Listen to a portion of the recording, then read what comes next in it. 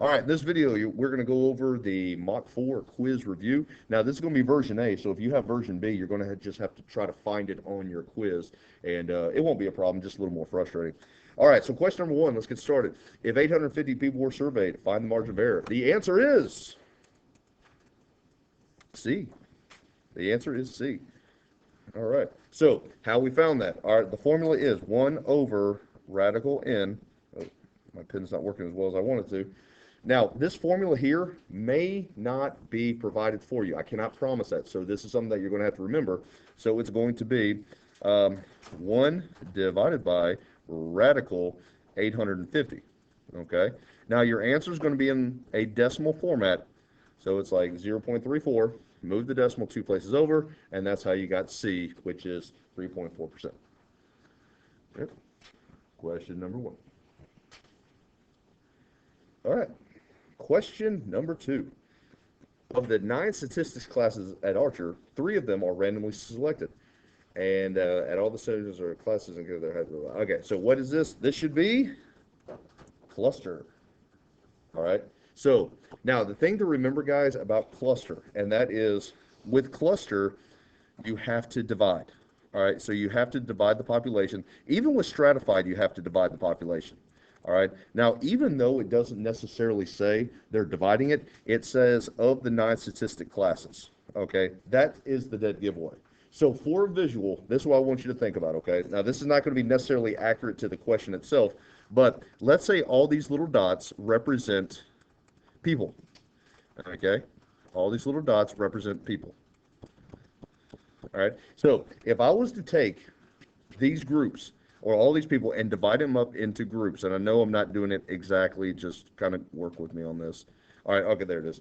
All right, so if I divided all these people into different groups, okay? If I was to take the entire group, if I was to randomly choose an entire group, and my pen is trying to work here.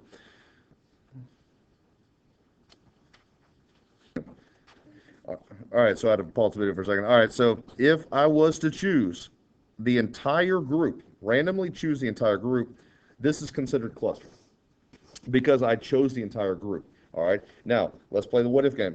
And in fact, I'm probably going to have to erase it here because cluster and stratified are the 2 things that typically get the most confused by students. All right. So if I was to return this back to normal, and let's try again, my pen's not working as well as it should be here. So if I was to bring back all the groups like so, but if I then went into each group and just chose 1 or 2 out of each group, this right here would be considered. Notice how I'm choosing a little bit from every group. This is considered stratified, all right? But cluster is when you take the entire group. Stratified is when you take 1 or 2 from each group at random, okay? Make sure you get that down because that's probably going to be the thing that's going to kill most folks. All right, at a local high school, or a local high school is having a raffle. Their tickets are $250 and $20. You can read it. All right, so the prizes are $50, $70, and $110. So with the raffle, there's a couple things you need to remember. First off, everything that you can win is a option. So we can win the 50, we can win the 70, we can win the 110, or you can be a big fat loser. All right, you got to remember that. So the first 2 blanks represent the $50 gift card. The next 2 blanks represent the 70, and then this equals 110. Oh, I'm sorry. I forgot to give you the answer first. The answer is C. Thank you. All right. Sorry about that. All right. So remember, you have to have the loser category, always.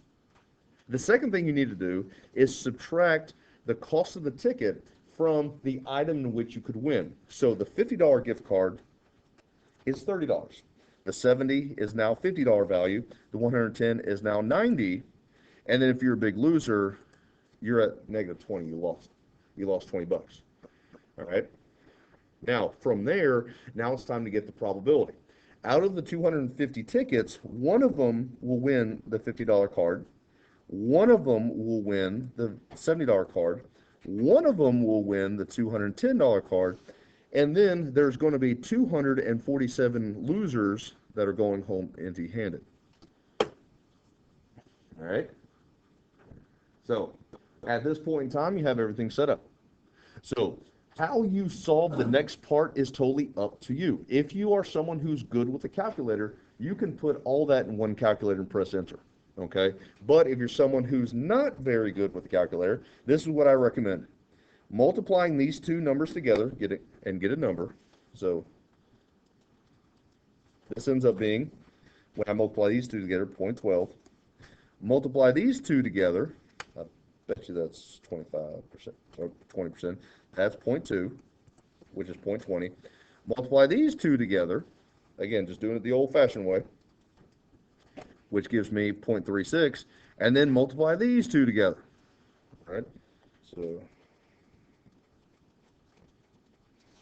and we get negative, ran out of room, got to write it on the bottom here, 1976. And then simply just add everything together, and boom, you get your answer of C. There we go.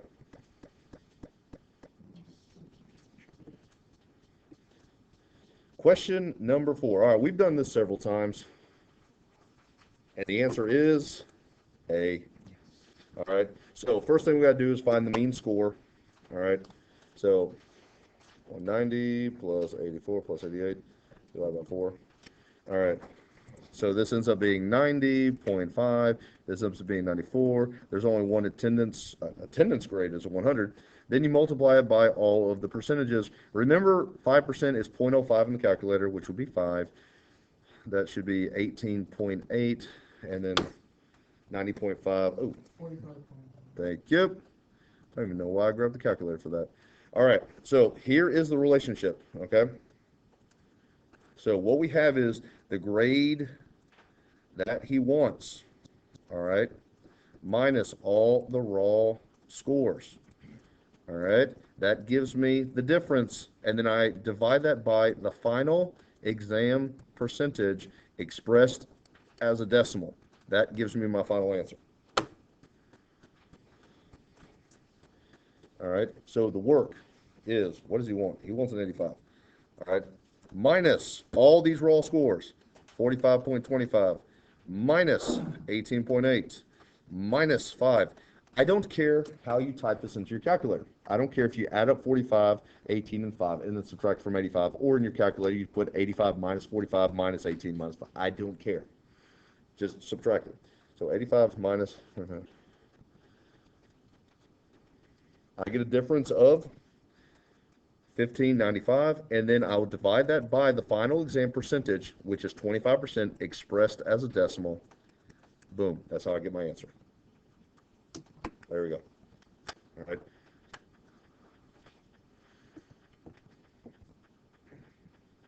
All right, moving on. Again, this is recorded, so if you're writing this, just kind of keep on. All right, so using the histogram below, what is the exact average? Guys, this is where you actually have to do some calculations, not just look.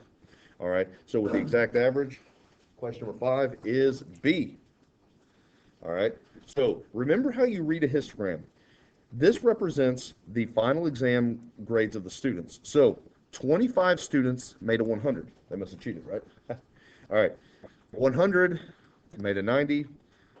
That looks like 50, 50, and then 100 made a 60. So this is, you're going to multiply the grade by how many students actually made that.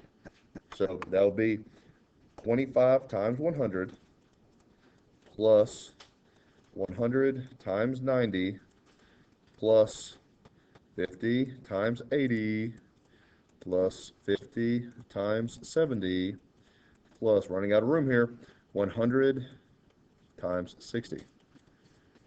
And you're going to get a big number. All right, anybody got that number off the top of the head? Wait, 76. All right, so when you multiply all that together and add, you get 25,000 clean, and then you're going to divide it by how many students were actually in the problem. Now you might be asking how many students. Well, just add all the numbers that you wrote on top of each column here. So that's going to be a grand total of 325, and boom, that's how you got 76.9.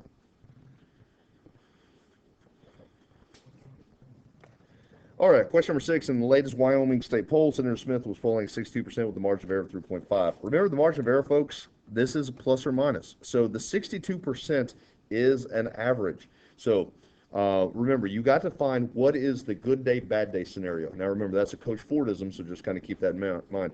So 62% is his average, minus 3.5 would give you a 58.5% on a bad day, all the way to a 65.5% on a good day.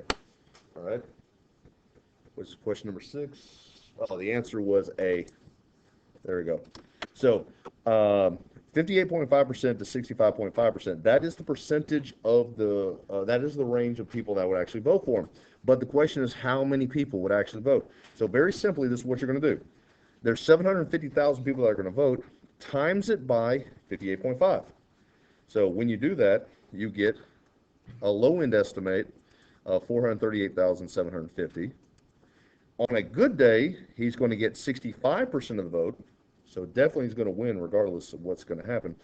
So we multiply 750 times 65.5, 491 to 50. There we go. That's how you find it. All right, the study of the effects of a tsunami on coastal living areas in Asia uses what method of data collection? The answer, simulation. All right. So now, some folks might have confusion about this. They're like, well, what if they study a tsunami that's already happened? Wouldn't that be observational? I understand where the thought process of, but understand the concept. They're studying something that hasn't happened yet, so it's kind of like a future tense. So remember the situation between experiment and simulation. Experiment and simulation is when you do change something, but if the change could be deadly, if it could be harming, then you have to do a simulation. Okay? So, like I said, creating a tsunami, I mean, if you could actually create a tsunami, and go and let it hit the coastal living areas of Asia is definitely going to kill some folks. All right? It should, based off what we know. And so that would be a simulation. All right, estimate the IQR. The IQR is the answer is D. Interquartile range, and all it is, very simply, is the lower quartile and the upper quartile minus the lower quartile. So the upper quartile is basically, it's almost 11. All right, it's almost 11. The lower quartile is like almost 2 or something. And I'm very much rounding here. So very simply, I would do 11 minus 2, and that's how I got an estimate. So there we go. All right, question number 9. All right, the answer is C, 730. All right, so it says in a certain survey, the margin of error is 3.7. So we have to go backwards. All right, so I always like to start with 1 divided by the margin of error expressed as a decimal. Whatever you get, square it. Okay, so start with 1 in my calculator. Divide by the margin of error as a decimal. Whatever I get, I square. So 1 divided by 0.037, I get a number, and then I square it. There we go. Okay. All right, question number 10. All right, let's look at the Venn diagram because it says how many people want hamburgers. So let me highlight because I can. Hamburgers is this entire circle here. Notice what's involved in the hamburger circle. It is hamburger only as well as both. So I need to figure out what both of those numbers are, and I'm going to add them together. And the answer was E, 252. So in my Venn diagram, I'm sorry, not my Venn diagram, in my actual area model, I need to know hamburger only in both. That's all I need to know. All right, so let's go and get some dimensions here. All right, so I'll go ahead and do pizza only just because I'm being thorough here. That's 70.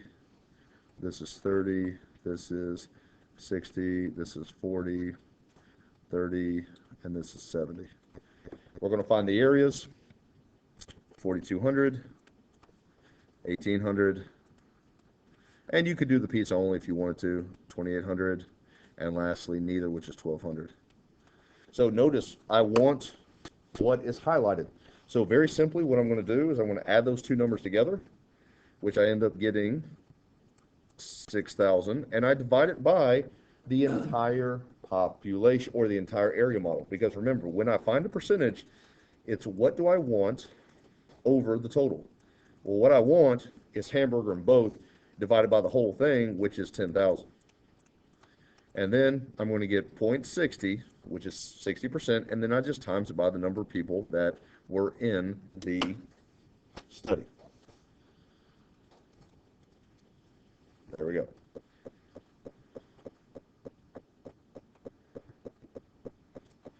All right, question number 11. The answer is E. All right, question number 11, the answer is E. All right, so remember, step one, starting with the first number, skipping every other one. You add those numbers up, and then you multiply by 3. All right, so for step one, after we add everything up and times it by 3, we get 90. Step two, what do we got? 29. 29. All right, then obviously I add everything up, so I get 119. Yes? Okay. All right, so I'm at 119. So obviously that's the check digit is not doing what it's supposed to be doing. So what we need to do is we need to fix the check digit. So off to the side, I'm just going to write a little bit. I'm at 119. If I decreased it by 9, that would give me the correct total. But if I add 1, that would give me 120. That will give me the correct total because remember, it's got to end in 0. So I'm already at 7 here.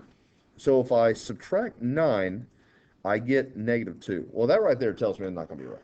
I can't have a negative check digit. All right, that's a no-no. So, but if I add 1, I get 8. So there we go. The answer is 8. All right. What shape is the histogram? It is skewed left. Take. Remember, folks, when it comes to the histogram, it all depends on where it tails. All right. So, for example, if the histogram does one of this stuff and it tails to the right, this would be skewed right. If it's all the information's on the left and it's skewed and then it tails to the left, it would be considered skewed left. Yeah. All right, moving on. Okay, question number 13. All right, the one that we love. All right, so it says you were watching a documentary on the crocodiles. You notice that the width is 52. Notice that the width is the exact same for both rectangles. So 52, 52 for the crocodile. We need to know the height. All right, so the screen is 21.9, just reading. The aspect ratio for the crocodile is 10:3. So we are going to take our aspect ratio with width and height and create a proportion. So 21 over 9 is equal to 52 over x. You get an answer of, I'm rounding, 22 when you cross multiply. I'm going to multiply 22 times 52 to get my area. My area is 1,144. I'm going to do the exact same thing for the crocodile. I'll use green because it's crocodile. All right. 10:3, 52, x. So 10:3. Remember, the width always goes on top if you set up the proportion this way. So 52 times 3 divided by 10. All right. So I'm going to round here, and I'm going to say the height is 16. So I'm going to multiply 52 times 16 to get the area. And that's 832. Okay. Now, wrap your brain around this. The entire screen right here is 1,144. The crocodile makes up 832 square inches of that. Whatever the difference is, and I know you can't see it on the screen, it needs to be fixed. I know that the difference is going to be the black bars. So off to the side, I'm going to take 144, subtract 832 to get the black bars.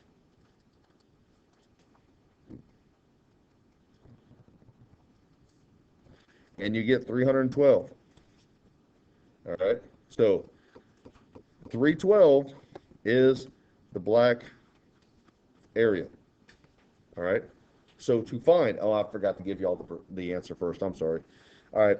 So to find the percentage, I need to take the black area and divide it by the total. So the black is 312 divided by the whole shebang, 1144, and it should have been B. There you go. All right, let's go keep on. Question number 14. The answer is A. The answer is A. All right, so now remember, folks, you're dealing with an area model that does not have any type of measurements. So that means you're going to have to assign the areas. This is where a lot of students screw up. So I'm going to do the screw up first. I'm going to do the mistake, and then I'm going to fix it, okay? So a lot of folks like to do this. 2, 2, 2, 2. Well, B is twice the size. That'd be 4, 4. C is not as big as B, but it's bigger than that smaller B on the bottom. Oh, so that's got to be 3, that's got to be 3, that's got to be 3. All right, that looks good, but its calculations is not correct. So the way I do this is just a self-check. If you were to add all the numbers that you put on row 1, that equals 9. All the numbers you put on row 2, that equals 8. Can't do that. It's got to be all the same. All right, so what you've got to do is use a number that could be the exact same for all the rows. All right, so I always like to use 12. So I'm going to make all this to add up to 12. All this is going to add up to 12. All this is going to add up to 12. I don't care what numbers you use. They just always got to add up to the same thing. All right, so if you wanted to use some crazy number, feel free. All right, so if all of them are going to add up to 12, then that means this will be 3, 3, 3, 3. This would be a 6. This would be a 6. That'd be a 4. That'd be a 4. That'd be a 4. So it says, how many will not land on B? So I want everything except B. So I'm going to highlight everything but B. Everything but B.